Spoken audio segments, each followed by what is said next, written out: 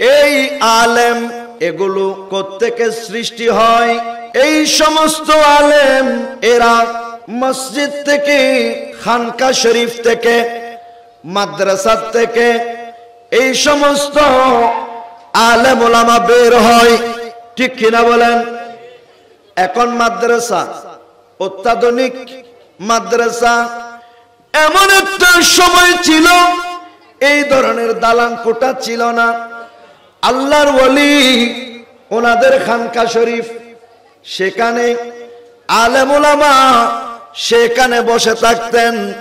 আল্লাহর ওলির মাধ্যমে, আল্লাহর ওলির জবান থেকে কোরআন সুন্নাহ এরা শুনতেন, বাস্তব জীবনে আমল করতেন এবং এগুলা সমাজের মধ্যে তারা মানুষকে শিক্ষা দিতেন। সেই মোতাবেক মানুষ আমল করত। দেখা যায় যারা কোরআন জানতো, যারা হাদিস জানতো, এরা আলেম হয়ে গেছে। জোরে বলুন সুবহানাল্লাহ। তো যারা আলেম হয়ে গেছে তাদের ব্যাপারে আল্লাহ কি বলেন?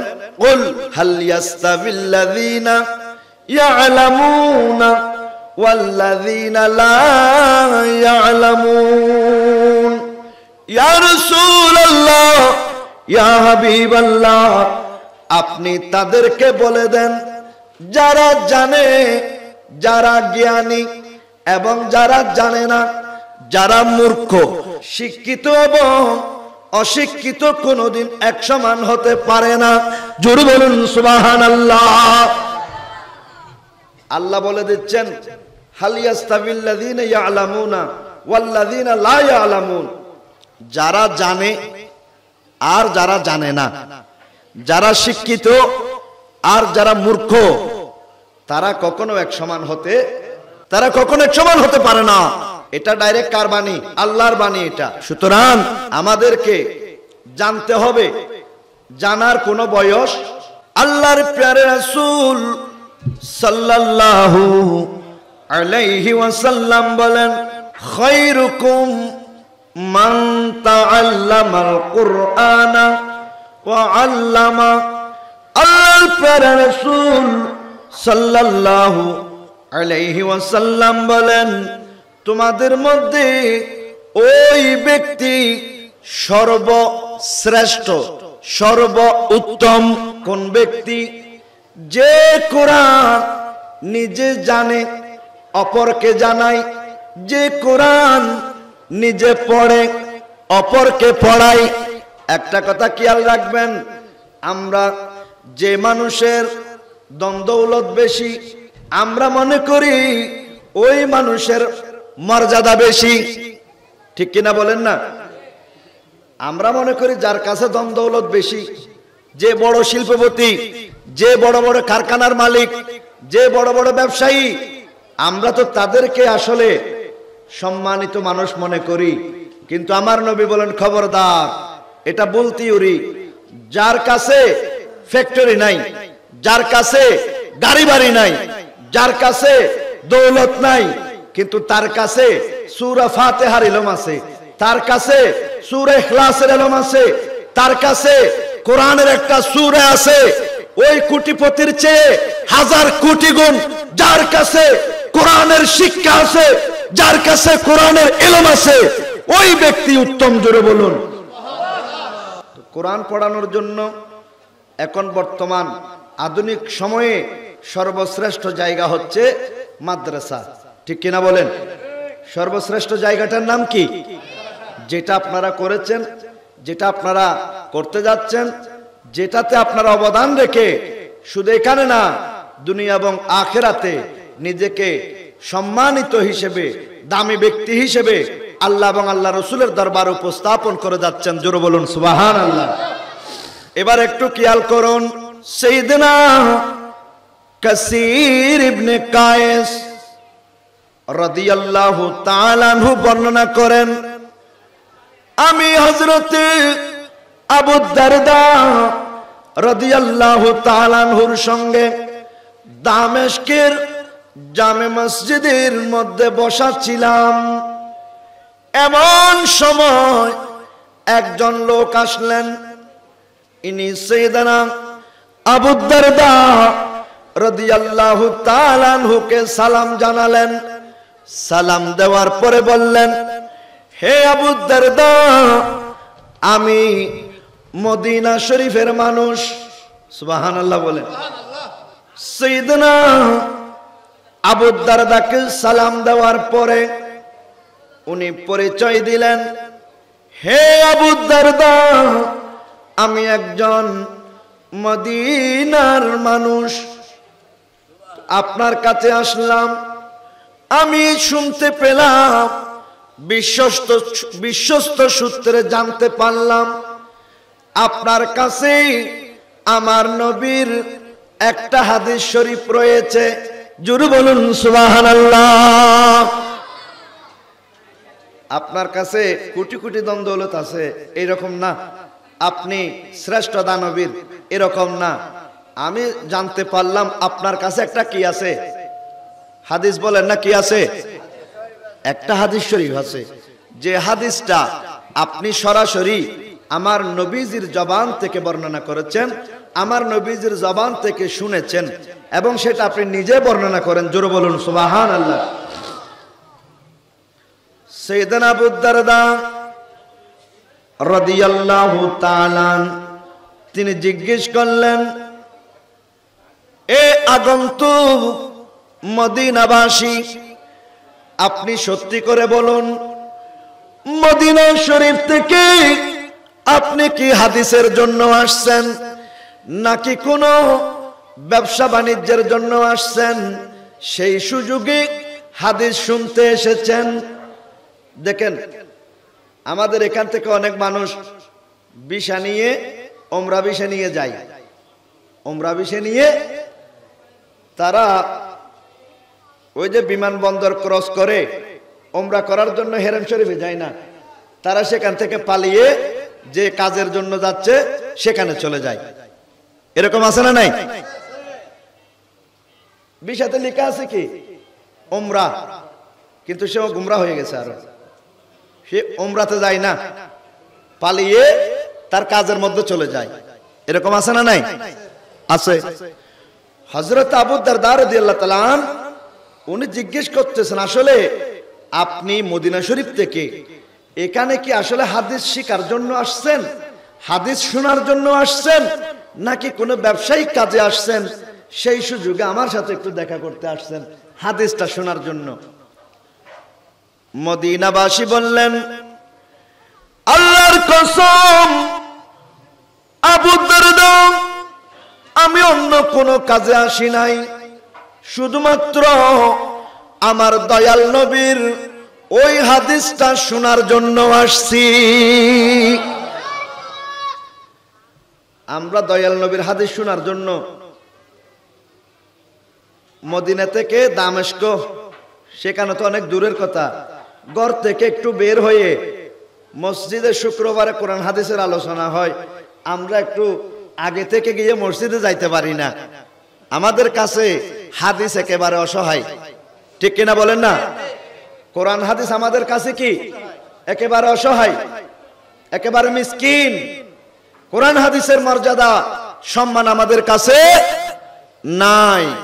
সেই জন্য আমরা মুসলমান, এমনি বাবা মুসলমান, দাদা মুসলমান, সেই হিসেবে আমরাও কি মুসলমান। দাদা কি বলেন না মুসলমান, বাবাও কি মুসলমান, সেই হিসাবে আমিও কি মুসলমান। কিন্তু অরিজিনাল যে মুসলমানগিরি, সেই মুসলমানগিরি আমাদের কাছে। কিন্তু একটা জিনিস যদি খেয়াল করেন, দাদা ডাক্তার, বাবাও ডাক্তার, ছেলে নাতি সায়েন্স নিয়ে পড়ালেখা করে নাই, ডাক্তারি বিদ্যা নিয়ে পড়ালেখা করে নাই, সে কিন্তু নামের আগে যদি ডাক্তার লিখে দেয়, রোগীরা তাকে পাগল ডাকবে, ঠিক কিনা বলেন? রোগীরা কি ডাকবে? তো যদি বলে আমার বাবা ডাক্তার, আমার দাদা ডাক্তার, আমি ডাক্তারের নাতি হিসেবে, ডাক্তারের ছেলে হিসেবে আমি ডাক্তার লিখেছি, পাগল কেন ডাকতেছো, বলবে কিনা? আমরাও দাদা নামাজি, বাবা নামাজি, আমি গাজা নিয়ে পড়ে আছে, মদ নিয়ে পড়ে আছে, 14 ফেব্রুয়ারি বিশ্ব ভালোবাসা দিবস নিয়ে পড়ে আছে, 31 নাইট ডে বলে জানা ব্যভিচারে পড়ে আছে, আর সেও বলে আমি মুসলমান। ঠিক কিনা বলেন না? তাহলে এরকম পরিবেশ হলো কেন? যেহেতু আমাদের কাছে কোরআন হাদিস বলতে কিচ্ছু, আমাদের যে কলবের মধ্যে কোরআনের ইলম থাকার কথা, যে কলবের মধ্যে আমার নবীর সুন্নাহর মুহাব্বত থাকার কথা, হাদিস থাকার কথা, সেই কলবের মধ্যে শয়তান একটা মঞ্চ করে রাত দিন সেইখানে ব্যান্ড ফেকে চালায়। ঠিক কিনা বলেন? আরো জোরে বলেন ঠিক কিনা? সেই কারণে কোরআন আমাদের ভালো লাগে না, আজান আমাদের ভালো লাগে না, নামাজ আমাদের ভালো লাগে না। মাদ্রাসার কথা বললে আরে এটা মাদ্রাসা দিছে না, টাকা কামানোর একটা কল বসাইছে, আমরা এরকম বলি। ঠিক কিনা বলেন ভাইরা? আল্লাহ পাক আমাদের সবাইকে পরিপূর্ণ হেদায়েত দান করুন। আর একটু জোরে আমিন বললে শক্তি কমে যাবে। আমার সাথে কিন্তু যতক্ষণ বসবেন কথা বলতে হবে। শুধু আমি বলবো, আপনারা কিচ্ছু আওয়াজ করবেন না। কি বুঝলেন না বুঝলেন সেটা আমি বুঝতে পারবো না। আর আগামীকাল এসে তো আবার আপনাদের কাছ থেকে জিজ্ঞেস করার সুযোগ আমার নাই, আছে নাকি? সেজন্য একটু আওয়াজ দিবেন। হযরতে সাইয়েদনা আবু দারদা রাদিয়াল্লাহু তাআলা বলেন, এ মদিনার মানুষ, তুমি সত্যি করে বলো, আসলে কি তুমি নবীর হাদিস শোনার জন্য আসছো নাকি অন্য কোনো ব্যবসা বাণিজ্যের কাজে আসছো? উনি বলেন, আল্লাহর কসম, আল্লাহর কসম, ওয়াল্লাহ, আমি অন্য কোনো কাজে আসি নাই।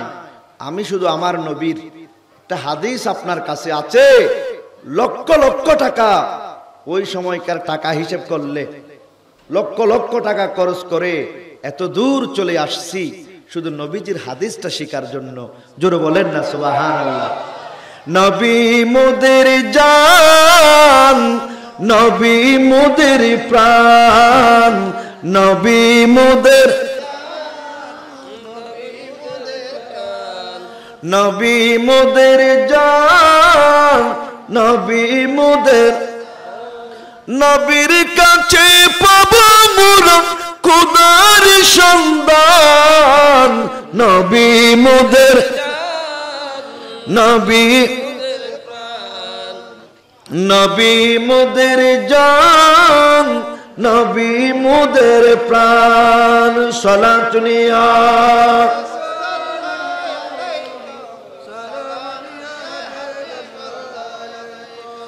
প্যারা হাজিরিন, এবার সাইয়েদনা আবু দারদা রাদিয়াল্লাহু তাআলা তিনি বর্ণনা দিচ্ছেন, আমি প্যারা রাসূল সাল্লাল্লাহু আলাইহি ওয়াসাল্লামের নূরানি জবান থেকে শুনেছি, নবীজি বলেন, যারা হাদিস শিখার জন্য, কোরআন শিখার জন্য, শরীয়ত শিখার জন্য, তরিকত শিখার জন্য, হাকিকত শিখার জন্য, মারিফত শিখার জন্য, এক কথাই ইসলাম শিখার জন্য যারা ঘর থেকে বের হয়ে মাদ্রাসার দিকে যায়, আমার রাসূল বলেন, তারা ওই সময় যদিও মাদ্রাসার রাস্তায় চলে, আমার নবী বলেন, উম্মত, তারা সেই সময় দুনিয়ার রাস্তায় চলে না, তারা সেই সময় জান্নাতের রাস্তার মধ্যে চলে। কোথায়? যদিও এই মাদ্রাসার রাস্তায় হাঁটে, কিন্তু আমার নবী বলেন না, তারা মূলত এই রাস্তায় হাঁটে না, তারা হাঁটে কোথায়? জান্নাতের রাস্তায়। ওই অবস্থায় যদি কোনো হিসাব নিকাশ নাই, ডাইরেক্ট জান্নাত। সুবহানাল্লাহ বলেন না? কোথায়? ডাইরেক্ট জান্নাত, ডাইরেক্ট জান্নাতে। আমার নবী বলেন, যে সমস্ত মানুষ ইলম শিখার জন্য ঘর থেকে বের হয়, এরা যতক্ষণ পর্যন্ত ইলম শিখার জন্য আসা যাওয়ার মধ্যে থাকে, ওই সমস্ত মানুষ এরা মূলত জান্নাতের রাস্তার উপর চলাফেরা করতে থাকে। জোরে বলবেন না সুবহানাল্লাহ। আমার নবী আরো বলেন, আমার নবী আরো বলেন, যখন কোন মাদ্রাসার ছাত্র রাস্তার উপর দিয়ে হাঁটতে বের হয়, ওই সময় সাইয়েদনা জিবরাইল তার 600 নূরানি ডানা ওই মাদ্রাসার ছাত্রের জন্য 600 নূরানি ডানা বিছায়া দেন। ছাত্ররা জিবরাইল আলাইহিস সালামের ডানার উপর ভর করে মাদ্রাসায় আসা যাওয়া করে। জোরে বলুন সুবহানাল্লাহ। দেখেন কত বড় নিয়ামত, কত বড় নিয়ামত দেখেন। তো আমরা তো অনেকে আছি কয় আমার বয়স তো বেশি হয়ে গেছে, এখন আমি তো আর মাদ্রাসায় আমার যেখানে আমার নাতি ভর্তি হবে সেখানে আমার তো ভর্তি হওয়ার সুযোগ নাই। তো আপনার ভর্তি হওয়ার সুযোগ না থাকলেও আপনার নাতিকে নিয়ে ভর্তি করাই দিয়ে ওই নাতিকে যখন আঙ্গুলে ধরে ধরে আপনি নিয়ে আসবেন, আপনি যাবেন আতর বিক্রেতার সঙ্গে হাঁটার কারণে আপনি আতর বিক্রি না করলেও আপনার শরীর থেকে আতরের সুঘ্রাণ বের হবে, ঠিক কিনা বলেন? আপনার নাতিকে নিয়ে মাদ্রাসায় আসা যাওয়া করবেন, আপনার পা জমিনে পড়বে না। আপনার নাতির পা যেমন জিবরাইল আলাইহিস সালামের ডানার উপর পড়বে, আপনার পাও জিবরাইলের ডানার উপর থাকবে। আপনার নাতি যেমন জান্নাতের রাস্তায় চলাফেরা করবে, আপনিও জান্নাতের রাস্তায় থাকবেন। জোরে বলুন সুবহানাল্লাহ। আল্লাহ পাক আমাদের সবাইকে বুঝার তৌফিক দান করুন। আর একটু জোরে বলেন আমিন।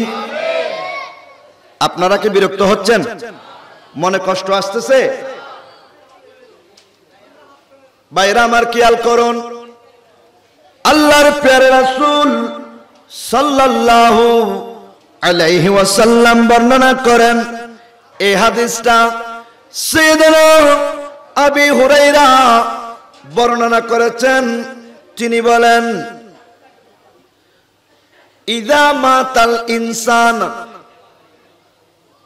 মানুষ যখন মারা যায়, মানুষ যখন মারা যায়, বলেন না, মানুষ যখন, আমরা মরব না? সবাই মরব না? কেউ কি বেঁচে থাকতে পারবো? বেঁচে থাকতে পারবো? ধনী হোক গরিব হোক, সে একেবারে শ্রেষ্ঠ আলেম হোক অথবা একেবারে শ্রেষ্ঠ মূর্খ হোক, সবাইকে কি করতে হবে? কাটাইয়াছো জিন্দেগি, কি করেছো বন্দেগি, হিসাবে হবে কি দিন, ঠিক কিনা? মৃত্যুর পরে অন্ধকার কবরে রাখিবে যে দিন। সবাইকে রাখবে কিনা? রাখবে না? আল্লাহ সবাইকে ইজ্জতের মৃত্যু দান করুন, সম্মানের মৃত্যু দান করুন। রাস্তাঘাটে শিয়াল কুকুরের মতো মৃত্যুর থেকে আমাদেরকে হেফাজত করুন। ইযা মাতাল ইনসান ইনকাতা আনহু আমালাহু, আমার নবী বলেন, উম্মত যখন মানুষ মারা যায়, মানুষ যখন মারা যাবে, ওই মানুষের ভালো খারাপ সব ক্ষমতা বন্ধ হয়ে যাবে। মানুষ যখন মারা যায়, ভালো করার ক্ষমতা শেষ, খারাপ করার ক্ষমতা শেষ। ইল্লা মিন সালাসাতিন, আমার নবী বলেন উম্মত, কিন্তু তিনটা কাজ। কয়টা কাজ? কয়টা কাজ? আমার এই পাশের ভাইরা বুঝতেছেন? কয়টা কাজ? আমার নবী বলেন, মানুষ যখন মারা যায় তখন তার ভালো খারাপ সমস্ত কাজ করা কি হয়ে যায়? বন্ধ হয়ে যায়। ইল্লা মিন সালাসাতিন, কিন্তু তিনটা জিনিস তার জন্য তিনটা কাজ করার সওয়াব কিয়ামত পর্যন্ত জারি থাকে। জোরে বলুন সুবহানাল্লাহ। ইল্লা মিন সাদাকাতিন জারিয়া, আমার নবী বলেন উম্মত, ওই তিনটা কাজের মধ্যে প্রথম নম্বর কাজ হলো সাদকায়ে জারিয়া করা। সাদকায়ে জারিয়া, জারিয়া মানে প্রবাহমান। জারিয়া মানে কি? প্রবাহমান। কর্ণফুলী নদী আছে না নাই?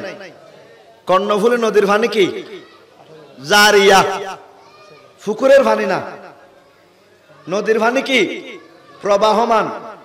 কত হাজার মিলিয়ন লিটার পানি আসতেছে, কোথায় যাচ্ছে, কোত্থেকে আসতেছে, এটার কোনো হিসাব। এটাকে বলা হয় জারিয়া, এটাকে বলা হয় কি। আমার নবী বলেন ইল্লা মিন সাদাকাতিন জারিয়া, এক নাম্বার হলো সদকায়ে জারিয়া করা। তার মানে আপনি এমন একটা কাজ করলেন, যেমন আপনি একটা কিতাব লিখেছেন, আপনি মারা গেছেন, ওই কিতাব একজন ছাত্র পড়লো, সে আলেম হলো, সে হাজার হাজার ছাত্রদেরকে পড়ালো, তার ছাত্ররা আলেম হলো, তারা অন্যদেরকে পড়ালো। কিতাব কোনটা? ওই একটা। কিতাব কোনটা? একটা। একজনে পড়ে আলেম হয়, সে অনেককে পড়ায়, সেখান থেকে একটা একটা পার্সেন্টেজ যিনি কিতাব লিখেছেন তিনার আমলনামার মধ্যে যুক্ত হয়। জোরে বলেন সুবহানাল্লাহ। একটা মাদ্রাসা করলেন, সেখানে যতদিন মাদ্রাসায় ছাত্র ছাত্রী লেখাপড়া করবে, আপনি পড়ালেন না, শুধু একটা পরিবেশ তৈরি করে দিলেন, যারা পড়ালেখা করবে তারা যেমন সওয়াব পাবে। আপনি মাদ্রাসা ওখানে দান করার কারণে, ওখানে পরামর্শ দেওয়ার কারণে, ওখানে সার্বিক সহযোগিতা করার কারণে, ওখানে আর্থিক সহযোগিতা করার কারণে একজন ছাত্র যেমন সুন্দর মনোরম পরিবেশে ইলম অর্জন করে সওয়াব পায়, আপনি পরিবেশ তৈরি করে দেওয়ার কারণে আল্লাহ পাক আপনার আমলনামার মধ্যে অটোমেটিক সওয়াব লিখে দিতে থাকেন। জোরে বলুন সুবহানাল্লাহ। এটাকে বলা হয় সদকায়ে জারিয়া। এটাকে বলা হয় কি?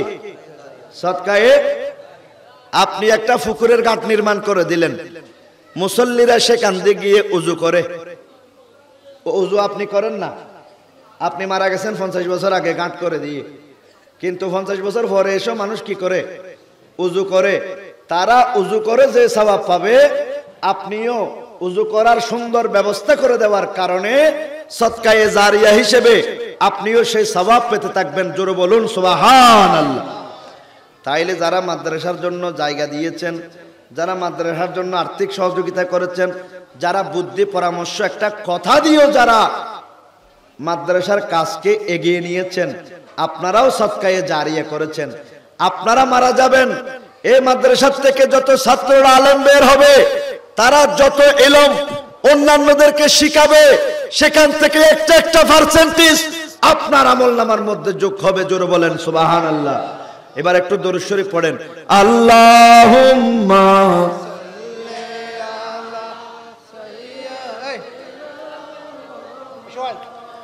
নবীনা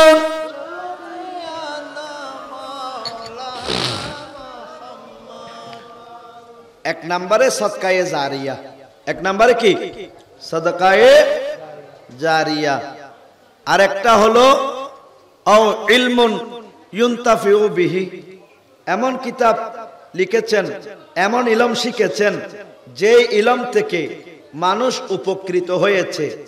যারা উপকৃত হয়েছে তারা উপকৃত হয়ে যে সওয়াব পেয়েছে, আপনি ওই কিতাব লিখার কারণে আপনি সেই সওয়াব পেতে থাকবেন। জোরে বলুন সুবহানাল্লাহ। এরপরে বলেন আও ওয়ালাদিন সালিহিন ইয়াদউ লাহু। আমার নবী বলেন উম্মত, 3 নাম্বার এমন সন্তান পৃথিবীতে রেখে যাওয়া, এমন সন্তান জন্ম দেওয়া, এমন সন্তান পৃথিবীতে রেখে যাওয়া, যে সন্তান মা বাবার জন্য ইয়াদউ লাহু, মা বাবার জন্য আল্লাহর কাছে সব সময় দোয়া করে। আপনারা দোয়া করেন না মা বাবার জন্য? রব্বির হামহুমা কামা রাব্বায়ানি সাগীরা দোয়া করে কিনা?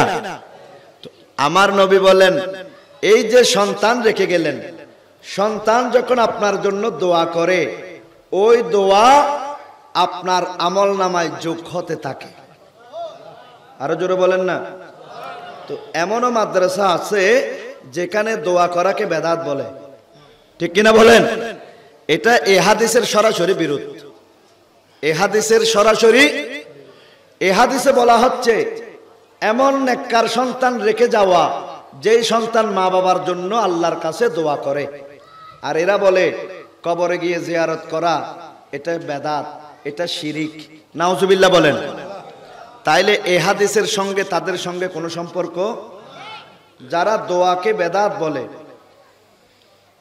যারা দোয়াকে বেদাত বলে তাদের সাথে এ হাদিসের সাথে কোনো সম্পর্ক নাই। আল্লাহ তাদেরকে বোঝার তৌফিক দান করুন। মাল্লাম ইয়াসআলিল্লাহ ইয়াগদাবা আলাই।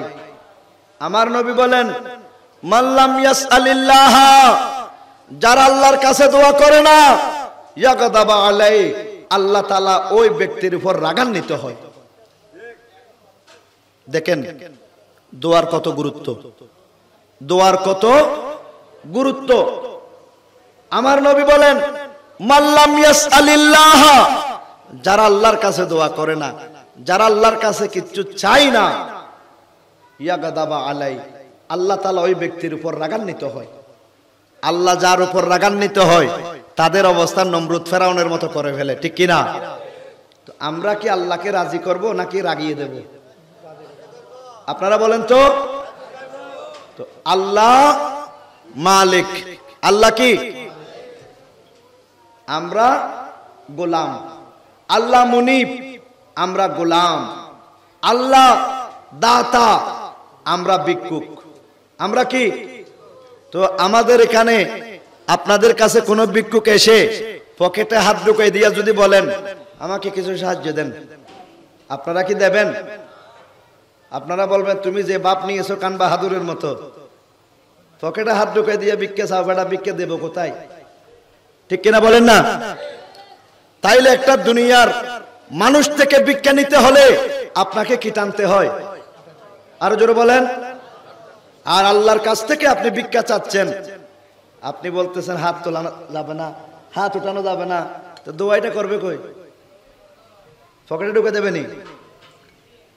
আপনি যেমন ভিক্ষুক হাত না টানলে ভিক্ষুকের পকেটে ঢুকাই দেন না, আল্লাহর কাছে হাত তুলে ভিক্ষুকের মতো সাজতে না জানলে আল্লাহও দেবে না, ঠিক কিনা বলেন? সেজন্য গোলামের কাজ হলো মুনিবের কদমে সবসময় হাজিরা দেওয়া, সবসময় হাত তুলে ভিক্ষা চাওয়া। তিনার দয়া হলে ভিক্ষা দেবেন, ঠিক কিনা বলেন? তা আমরা সবাই আল্লাহর দরবারের ভিখারি, আমরা সবাই আল্লাহর দরবারের কি? তো আমরা ভিক্ষুকের কাজ হলো মুনিবের কাছে সবসময় চাওয়া, সবসময়। আল্লাহ আমাদের বুঝার তৌফিক দান করুন। আমার নবী বলেন এবার প্রথম নাম্বার সদকায়ে জারিয়া করেছো, সওয়াব চলতে থাকবে। এমন ইলম শিখেছো যেই ইলম তোমাকে উপকার করেছে এবং তোমার ওই ইলম শিখে জাতি উপকৃত হয়েছে, তখনও কিয়ামত পর্যন্ত তোমার কবরে সওয়াব যেতে থাকবে। আবার বলতেছেন এমন সন্তান পৃথিবীতে রেখেছো যেই সন্তান তুমি মারা যাওয়ার পরে তোমার জন্য হাত তুলে আল্লাহর কাছে গুনাহ মাফ চায়, ওই সন্তানের দোয়া আমল তোমার কবরের মধ্যে তোমার আমল নামায় যেতে থাকবে। জোরে বলুন সুবহানাল্লাহ। হযরত সাদ রাদিয়াল্লাহু তাআলা তিনি বর্ণনা দিচ্ছেন, আমার আম্মা জান ইন্তেকাল করলেন, আমি ব্যবসায়িক কাজে অন্য দেশে ছিলাম, আমি আমার মায়ের দাফন কাফনে ছিলাম না। ব্যবসায়িক কাজ শেষ করে যখন 1 বছর পরে আসলেন, আমার নবীর দরবারে আসলেন, ইয়া রাসূলুল্লাহ, ইয়া হাবিবাল্লাহ, আমার মা ইন্তেকাল করেছেন, রাসূল আমি দেশে ছিলাম না, আমি দেশে ছিলাম না, মায়ের কবরে এক মুঠ মাটিও দিতে পারলাম না। আমার মা আমি এক বদনা পানি উঠাই দিতে পারলাম না, একটা কাফনের কাপড় কিনে দিতে পারলাম না। ইয়া রাসূলুল্লাহ, এখন আমি দেশে আসছি, আমার মায়ের জন্য যদি আমি কোনো ভালো কাজ করি, এগুলা কি আমার মায়ের কবরের মধ্যে যাবে? জোরে বলুন সুবহানাল্লাহ। আপনাদেরকে যে মা গর্ভে ধারণ করেছেন, আজ সে মা জীবন ধন্য। জোরে বলেন সুবহানাল্লাহ। আপনারা এখানে বসে বসে রব্বির হামহুমা কামা রব্বায়ানি সগীরা বলে দোয়া করতেছেন, এটা হাদিসের সাথে ডাইরেক্ট মিলে গেছে। জোরে বলুন সুবহানাল্লাহ।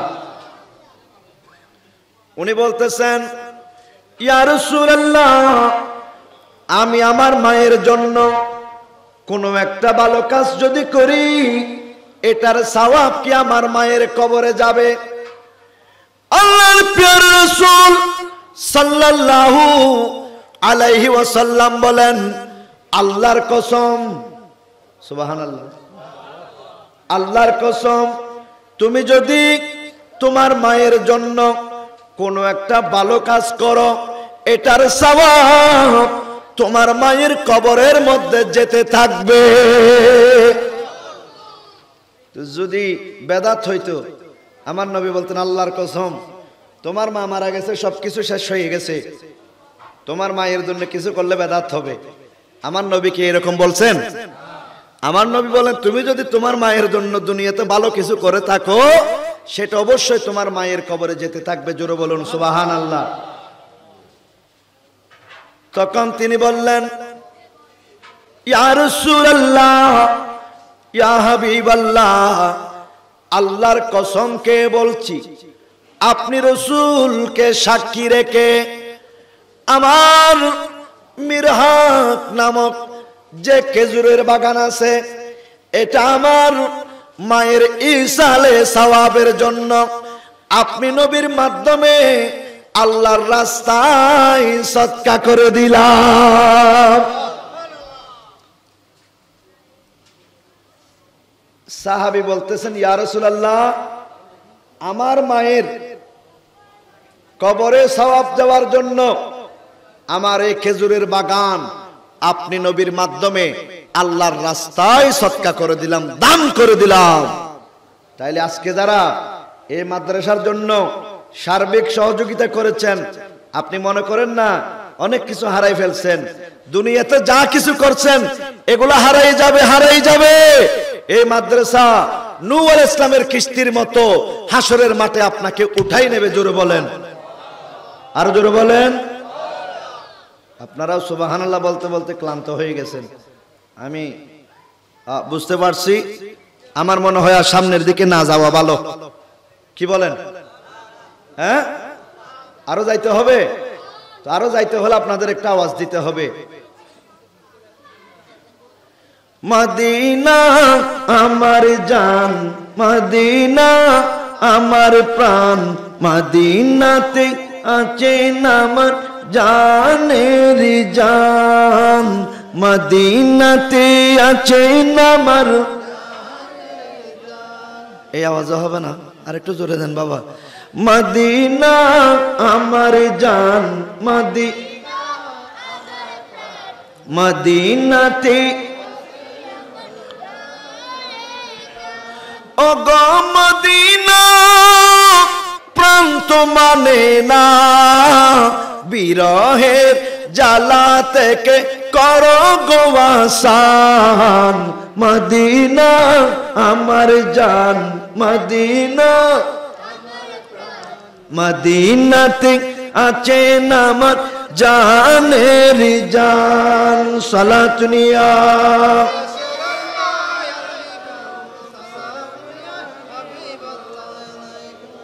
প্যারা হাজরিন, আর একটা হাদিস শরীফ শুনুন। মাদ্রাসা কেন করতে হবে? মাদ্রাসা করতে হবে আলেম বের হওয়ার জন্য, ঠিক কিনা বলেন? আবার অনেক মাদ্রাসা আছে আলেম বের হয় না, জালেম বের হয়। কি বের হয়? আরো জোরে বলেন, কি বের হয়? এমন জালেম বের হয়েছে, গত পরশুদিন দেখলাম এই জালেম গরু চুরি করে নিয়ে আসতেছে। কি করতেছে? গরু চুরি করে নিয়ে আসতেছে, ছাগল চুরি করে নিয়ে আসতেছে। মুর্শিদপুর দরবারে মসজিদের মধ্যে আগুন জ্বালায়েছে, ঠিক কিনা বলেন? এরাও কি আলেম? বলেন না ভাই, এরাও কি আলেম? আমল নাই, এলম আছে, আমল নাই। এলম আছে, মসজিদ নামাজ পড়ার জায়গা, সেখানে আগুন জ্বালানোর জায়গা, সেটা তারা জানে কিনা, কিন্তু জানার পরেও আগুন লাগা দিয়েছে কিনা। তাইলে বুঝতে হবে সব আলেম আলেম না, সব আলেম আলেম না। এই জন্য খায়রুল খিয়ারাল উলামা শাররুল শারারুল উলামা, সর্বশ্রেষ্ঠ যিনি তারাও আলেম, আবার সর্বনিকৃষ্ট তারাও আলেম। কথা বুঝে আসছে? যারা সর্বশ্রেষ্ঠ ব্যক্তি তারা কি আলেম, আবার যারা সর্বনিকৃষ্ট ব্যক্তি তারাও কি? ওই যে গরুসুর, এই গরুসুর এগুলা কি সর্বনিকৃষ্ট। আলেম কেমনে গরু চুরি করে? আলেম কেমনে কোতোয়ালি থানার মোড়ে গ্যাস সিলিন্ডারের ভিতর করে ইস্তেমায় যাওয়ার নামে ইয়াবা ট্যাবলেট নিয়ে যায়? আপনি জামিয়া আহমদিয়া সুন্নি আলিয়ার কোন আলেমকে ইয়াবা ট্যাবলেটে পেয়েছেন? জোরে বলেন না। গরু চুরে পেয়েছেন? ছাগল চুরে পেয়েছেন? কেন পান নাই? যেহেতু এই প্রতিষ্ঠানগুলা আহলে সুন্নাত ওয়াল জামাতের, এই প্রতিষ্ঠানগুলোর মধ্যে আল্লাহর ওলি আউলিয়া ইকরামদের খাস একটা তাওয়াজ্জু, আল্লাহর পক্ষ থেকে একটা স্পেশাল রহমত, নবীজির একটা নূরানি নজর থাকে, ঠিক কিনা বলেন? সুতরাং মাদ্রাসা দেখলে, জুব্বা দেখলে, ফাগড়ি দেখলে, মিসওয়াক দেখলে পাগল হওয়া যাবে না। সেটা আহলে সুন্নাত ওয়াল জামাতের মাদ্রাসা কিনা, সেটা নবী ওলি গৌস কুতুব ওলি আবদাল ইনাদের সঙ্গে সংযুক্ত আছে কিনা এটা দেখতে হবে, ঠিক কিনা বলেন? আল্লাহ পাক আমাদেরকে সঠিক আমল করার তৌফিক দান করুন। তাহলে আমাদের মাদ্রাসা করতে হবে কি জন্য? সত্যিকারের, বলেন সত্যিকারের, একটু আওয়াজ দেন, সত্যিকারের হক্কানি রব্বানি আলেম বের হওয়ার জন্য, সত্যিকারের নবীর ওয়ারিস আলেম তৈরি করার জন্য, কোন গরুসুর তৈরি করার জন্য। তো যখন আমরা সত্যিকারের আলেম তৈরি করব, যখন আমরা সত্যিকারের আলেম তৈরি করব, তখন এটার একটা বেনিফিট আছে না নাই? একটা লাভ আছে না নাই? কি লাভ আছে জানেন? আমার নবী বলেন, উম্মত পৃথিবীতে তিনটা জিনিসের দিকে তাকানো সওয়াব। সুবহানাল্লাহ। কয়টা জিনিস? তিনটা জিনিসের দিকে তাকানো, চেয়ে থাকা কি সওয়াব। সাহাবায়ে কেরাম বলেন, ইয়া রাসূলুল্লাহ, এই জিনিসগুলা কি? আল্লাহর প্রিয় রাসূল বলেন, প্রথম নাম্বার খানায়ে কাবা। সুবহানাল্লাহ। কাবা ঘরের কালো গিলাফ আছে না নাই? কয় তোমরা কাবা ঘরের কালো গিলাফের দিকে যখন তাকাবে, তোমরা যতক্ষণ তাকাবে ততক্ষণ তোমাদের আমলনামার মধ্যে সওয়াব লিখা হবে। এত সুন্দর ডেকোরেশন দেখেন তো, সবাই একটু উপরে দেখেন, এখানে লাইটিং আছে না? কত সুন্দর করে এখানে ঝলওয়ার করে কাপড়গুলো সেলাই করছে না? আপনি এক সপ্তাহ যদি চেয়ে থাকেন, এক সপ্তাহ, কিন্তু একটা সওয়াবও হবে না। এত লাইটিং আছে, এত সুন্দর প্যান্ডেল, তাকাইলে সওয়াব হয় না কেন? কয় এটার ব্যাপারে আমার নবী প্যান্ডেলে এটাতে তাকাইলে সওয়াব হবে বলে, কিন্তু কাবা ঘরের এটাতে লাইটিং নাই, এটা কালো কাপড়, সেদিকে তাকাইলে তো সওয়াব কেন? কয় কেন এটা বুঝি না, নবীজির জবানে বের হয়েছে সেই জন্য। জোরে বলেন সুবহানাল্লাহ। 2 নাম্বার, যখন সন্তান মা বাবার চেহারার দিকে তাকায়, সুবহানাল্লাহ, যখন কোন সন্তান মা বাবার চেহারার দিকে তাকায়, তাকাইয়া এরকম চিন্তা করে, আমার মা আমার বাবা আল্লাহ কতই না কষ্ট করেছেন, এই মা বাবাগুলা তাদের জীবনের গুনাহ মাফ করে দাও। মা বাবার চেহারার দিকে তাকানো সওয়াব। তো কেমন সওয়াব? কয় একজন মানুষ বর্তমানে 7 লক্ষ টাকা খরচ করে হজ করে, ওই হজ যদি কবুল হয়, কবুল হওয়া হজের যেই পরিমাণ সওয়াব, মেহেরবান মা বাবার চেহারার দিকে তাকালে সেই পরিমাণ সওয়াব। আরো জোরে বলেন, কয় সেই পরিমাণ সওয়াব? হ্যাঁ। ইয়া রাসূলুল্লাহ, তো যদি 100 বার তাকায়? কয় আমার আল্লাহ কি গরিব, তোমাকে 100 বার হজের সওয়াব দেবেন। আরো জোরে বলেন না। এখন সন্তান বর্তমানে যাদেরকে মা বাবা নিজে ঘুষ খেয়ে, নিজে সুদ খেয়ে, নিজে অনিয়ম করে, নিজে চুরি করে, নিজে ডাকাতি করে সন্তানকে মানুষের মতো মানুষ করেছে, এমন শিক্ষায় শিক্ষিত করেছে, কোরআন সুন্নাহর কোনো জ্ঞান দেয় নাই, ওই সন্তানগুলা মানুষ নামের কুলাঙ্গার অমানুষ হয়ে ওই সমস্ত কুলাঙ্গার মা বাবাদেরকে আজ বৃদ্ধাশ্রমে দিয়ে আসতেছে। ঠিক কিনা বলেন? আরো জোরে বলেন ঠিক কিনা? আপনাদের মনে কষ্ট আসতে পারে, আমার কিচ্ছু আসে যায় না, আমার কিচ্ছু আসে যায় না। আমি স্পষ্ট করে বলে দিচ্ছি, বৃদ্ধাশ্রমে আপনি লাঠি চালান দিয়ে দেখেন, বাটি চালান দিয়ে দেখেন, আপনি হাজিরা গুনে দেখেন, সেখানে কোনো আলেমের মা নাই। সুবহানাল্লাহ। কোনো আলেমের বাবা। আপনি 50,000 টাকা কামাই করেন, 1 লক্ষ টাকা কামাই করেন, আপনার মা বাবা বৃদ্ধাশ্রমে, আপনি আলেমকে মুয়াজ্জিনকে 5,000, ইমাম সাহেবকে 8,000, এই সামান্য টাকা দিয়ে, যে টাকা আপনার সন্তানের কেজি স্কুলে যাওয়ার সময় আইসক্রিমের টাকা হয় না, চকলেটের টাকা হয় না, কিন্তু সেই বেতনগুলো দিয়ে আলেম তার মা বাবাকে নিয়ে সুখে শান্তিতে চলতেছে। কোন আলেমের গ্রামীণ ব্যাংকে কিস্ত নাই। ঠিক কিনা বলেন? কোন আলেমের কাপড়ের মধ্যে দাগ নাই।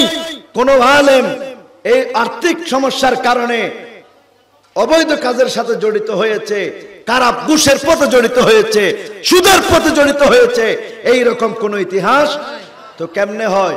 কয় ওই আলেমের ঘরের মধ্যে আল্লাহ পাক হজের সওয়াব রেখেছেন। আমি কি মিথ্যা বললাম? আমি কথা কইছি না? পৃথিবীর সবচাইতে অবহেলিত বেতন শহরে, এটার নাম কি? অবহেলিত শহরের নাম কি? মসজিদ হন্নাওয়া। পৃথিবীতে সবচাইতে অবহেলিত একটা ডিউটি, একটা চাকরি, একটা কাজের নাম হলো মসজিদের ইমামতি। যে ইমামতির নাই কোনো গতি। ঠিক কিনা? সকালে একজন, বিকালে আরেকজন, রাত্রিবেলা আরেকজন। কিন্তু যারা দায়িত্ব পালন করে তারা ইমামকে কটু ভাষায় কথা বলে, তারা জানে না তাদের আমলগুলো কিঞ্চিত সময়ের মধ্যে যে নষ্ট হয়ে যায়। আল্লাহ পাক সবাইকে বুঝার তৌফিক দান করুন। আপনি একটা কথা পরিষ্কার শুনে রাখবেন, এই আলেমের বেতন দুনিয়াতে কম, আর একবার মরে দেখেন আলেমও চলে যাবে, আপনিও চলে যাবেন, আপনার 1000 কোটি টাকা আপনার কবরে আপনাকে আগুন জ্বালাবে। ঠিক কিনা? আর আলেমের 5,000 টাকা দামের বেতনের এই খেদমত, এই ইনকাম, সেখানে মা খুশি আছে, বোনের হক দিয়ে দিচ্ছে, ভাইয়ের হক দিয়ে দিচ্ছে, পরিবারের হক করে যাচ্ছে, হয়তো কোনো বিল্ডিং করতে পারে না, কোনো দালান কোঠা করতে পারে না, কোনো গাড়ি বাড়ি করতে পারে না, কিন্তু সময় যেটা যায় 24 ঘন্টা আল্লাহর স্মরণে চলে যায়। জোরে বলুন সুবহানাল্লাহ। এই কারণে আমার নবী বলেন, মান যারা আলিমান ফাকান্নামা জারানি। উম্মত তোমরা শোনো, মান যারা আলিমান, 3 নম্বরে যারা কোনো একজন হক্কানি রব্বানি আলেমের চেহারার দিকে তাকায়। সুবহানাল্লাহ। 3টা জায়গার দিকে তাকানো সওয়াব। 1 নাম্বার কাবাগর, 2 নাম্বার মা বাবার চেহারা, 3 নাম্বার হক্কানি রব্বানি আলেমদের চেহারা। সুবহানাল্লাহ বলেন। তাইলে হক্কানি রব্বানি আলেম বের করার জন্য আহলে সুন্নাত ওয়াল জামাতের আকীদার মাদ্রাসা লাগবে কিনা? আরো জোরে বলুন, লাগবে। তো আমার নবী বলেন, মান যারা আলেমান ফাকান্নামা জারানি। উম্মত তোমাদের মধ্যে যারা একজন সত্যিকারের আলেমের চেহারার দিকে দেখে, আলেমের চেহারার দিকে দেখা, ফাকান্নামা জারানি, এটা আলেমের চেহারার দিকে তাকানো নয়, এটা মূলত আমি রাসূলের চেহারার দিকে তাকানো। এটা আলেমের চেহারা না, এটা যেন আমি নবীর দিকে তাকানো। তো নবীর চেহারার দিকে তাকানো এটা ইবাদত। সুবহানাল্লাহ। নবীর চেহারার দিকে তাকানো কি? নবীর চেহারার দিকে তাকানো ইবাদত। खुदा की रज़ा चाहता है दुआला, खुदा चाहता है रज़ाए मुहम्मद सलातुनिया।